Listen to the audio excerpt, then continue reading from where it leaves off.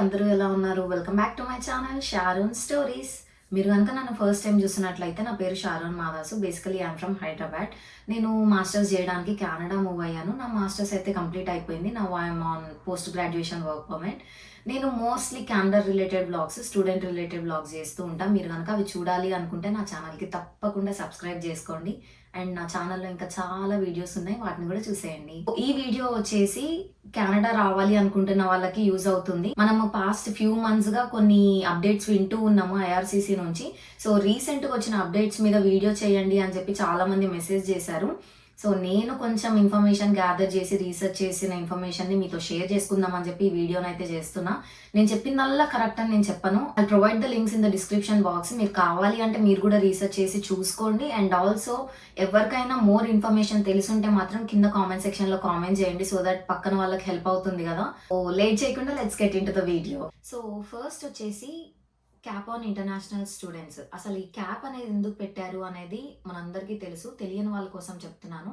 So కెనడాకి mostly immigrants study permits వేసుకొని వస్తున్నారు అనమాట. ఎందుకు అంటే when compare to other kind of visas study permit అనేది కొంచెం ఈజీగా వస్తుంది అని చెప్పి చాలా మంది స్టడీ పర్మిట్స్ వేసుకొని వస్తారు. కౌంట్ చాలా పెరిగిపోయింది.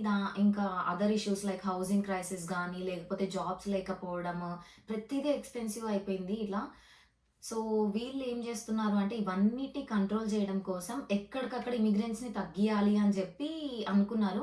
సో దానిలో భాగంగా ఫస్ట్ అయితే వీళ్ళు క్యాప్ ఆన్ ఇంటర్నేషనల్ స్టూడెంట్స్, ఎక్కువ మోతాదులో వచ్చేది స్టూడెంట్స్ గానే కాబట్టి వీళ్ళని స్టూడెంట్స్ని ఆపాలి అని చెప్పి చాలా రూల్స్ అండ్ రెగ్యులేషన్స్ అయితే తీసుకొని వచ్చారు. సో ఫస్ట్ రూల్ వచ్చేసి ఎవరైతే స్టూడెంట్స్ స్టడీ కంప్లీట్ అయిపోయిందో వాళ్ళు post graduation work permit apply చేయాలి అంటే they have to write CLB exam అనమాట.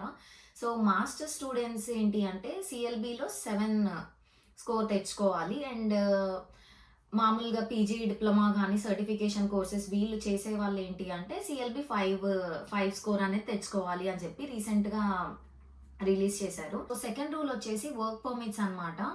వర్క్ పర్మిట్ లెంత్ యూజువల్గా అయితే మనకి తెలిసింది ఏంటి, 3 years, నువ్వు 2 years ప్రోగ్రామ్ చేస్తే 3 years వర్క్ పర్మిట్ వస్తుంది, 1 year ప్రోగ్రామ్ చేస్తే ఓన్లీ 1 year వర్క్ పర్మిట్ వస్తుంది అని విన్నాం కదా. నువ్వు మాస్టర్స్ కానీ పిహెచ్డి కానీ ఏదైనా చేస్తే నీకు 3 years అయితే గ్యారంటీగా వర్క్ పర్మిట్ అనేది ఇస్తారు.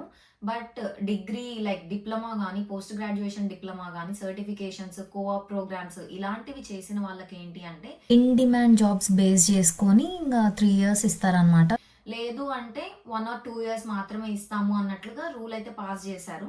సో థర్డ్ రూల్ వచ్చేసి స్పౌజల్ ఓపెన్ వర్క్ పర్మిట్ అనమాట. లాస్ట్ టైం మనం చూస్తున్నట్లయితే మాస్టర్స్ చేసే వాళ్ళకి ఓకే, బట్ కాలేజ్లో చదివే వాళ్ళకి లైక్ పోస్ట్ గ్రాడ్యుయేషన్ డిప్లొమా కానీ సర్టిఫికేషన్ ప్రోగ్రామ్స్ చేసే వాళ్ళ స్పౌజెస్కి ఓన్లీ ఇట్ డిపెండ్స్, కొంచెం చూసి ఇస్తాము అన్నట్లుగా చెప్పారు కదా. సో ఇప్పుడు ఏంటి అంటే మాస్టర్ స్టూడెంట్స్కి కూడా ఎవరైతే 16 months, మోర్ దాన్ 16 months ఉండే కోర్స్లో ఎన్రోల్ అవుతారో వాళ్ళకి మాత్రమే వాళ్ళ స్పౌసెస్కి ఓపెన్ వర్క్ పర్మిట్ అనేది వస్తుంది. సో ఇప్పుడు ఫర్ ఎగ్జాంపుల్ మాస్టర్స్ ఒక 16 months కొన్ని ఉంటాయి అనమాట. లైక్ కొన్ని యూనివర్సిటీస్లో ఏంటి అంటే మాస్టర్స్ ప్రోగ్రామ్ అనేది 14 monthsలో కంప్లీట్ అయిపోతుంది, 15 months or 16 monthsలో కంప్లీట్ అయిపోయాయి ఉంటాయి. సో అలాంటి ప్రోగ్రామ్స్ చేసే వాళ్ళ స్పౌసెస్కి ఓపెన్ వర్క్ పర్మిట్ అనేది ఇవ్వము అనే ఒక కొత్త రూల్ని తీసుకొచ్చారు. సో బ్యాచిలర్స్ చదివడానికి వచ్చే వాళ్ళ స్పౌసెస్కి వర్క్ పర్మిట్ ఎలా ఉంటుంది ఏంటి అని చెప్పి మనకి ఇప్పుడైతే ఏమీ అప్డేట్స్ ఇవ్వలేదు. బట్ ఫ్యూచర్లో అప్డేట్స్ అయితే రిలీజ్ చేస్తాము అని చెప్పి అన్నారు. So we have to look for that. మనం చూసుకున్నట్లయితే అసలు ఇంటర్నేషనల్ స్టూడెంట్స్ని తగ్గించడం కోసం వీళ్ళు చాలా rules and regulations from past few మంత్స్గా చేస్తూ వస్తున్నారు. ఆల్మోస్ట్ చాలా మంది అసలు రావడం తగ్గించేశారు, వేరే కంట్రీస్ వెళ్ళాలి అని చెప్పి చూసుకుంటున్నారు.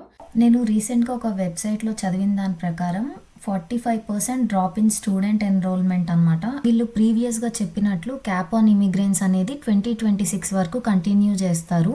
మనం ఈ ఇయర్ చూసుకున్నట్లయితే మోర్ 10% డ్రాప్ అయింది 2023తో పోల్చుకుంటే. 2026 వచ్చేసరికి మనం అయితే టోటల్గా 36% డ్రాప్ అనేది మనం చూస్తాము. సో నెక్స్ట్ వచ్చేసి ప్రావిన్షియల్ అటెస్టేషన్ లెటర్ అని చెప్పి మ్యాండేటరీ చేశారు. ఇది ఆల్రెడీ ఇంతకుముందు January 2024లో రిలీజ్ చేసినట్లుగా సేమ్ ఎవరైతే students diploma or post graduation diploma or certification courses చేస్తున్నారో వాళ్ళు మ్యాండటరీగా ఈ ప్రావిన్షియల్ అటెస్టేషన్ లెటర్ అనేది వీసా డ్రాప్ చేసేటప్పుడు సబ్మిట్ చేయాలి. ఇంకా మాస్టర్స్ అండ్ పిహెచ్డి ప్రోగ్రామ్ చేసే వాళ్ళకి ఇది అవసరం లేదు. అండ్ ఆల్సో ఇంటర్నేషనల్ స్టూడెంట్స్ ఎవరైతే ఆల్రెడీ కెనడాలో ఉండి స్టడీ పర్మిట్ ఎక్స్టెన్షన్ చేసుకునే వాళ్ళకు కూడా ఇదైతే అవసరం లేదనమాట. ఈ ప్రావిన్షియల్ అటెస్టేషన్ లెటర్ అనేది ఎక్కడి నుంచి తీసుకోవాలి అంటే ఎవరెవరైతే ఏ ప్రావిన్సెస్కి వెళ్తున్నారో, మీరు ఏ ప్రావిన్స్కి స్టడీ పర్మిట్ సబ్మిట్ చేస్తున్నారో సో ఆ ప్రావిన్స్ నుంచి మీరు ఈ అటెస్టేషన్ లెటర్ అనేది తీసుకోవాలి.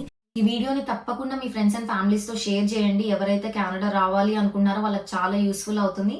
Thanks for watching until then. See you all in the next video. Bye.